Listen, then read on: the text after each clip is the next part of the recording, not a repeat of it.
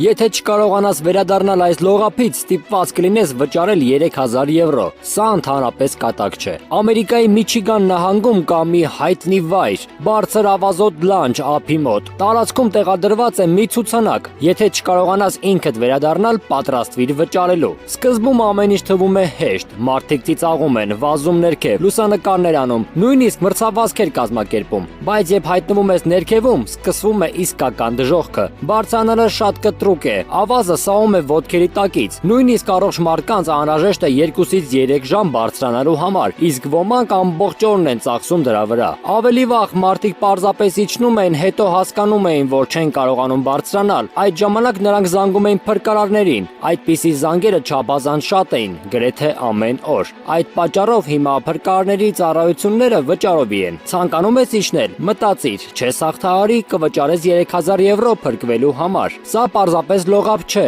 սա իսկական փորձություն է դիմացկունների համար, բայց երբ իջնես, միայն այդ ժամանակ կհասկանաս, որ վերադառնալը շատ հեռու է։ Չենք մոռանում բաժանորդագրվել Նարեկ Դեմիրճյան էջին։ Շնորհակալություն։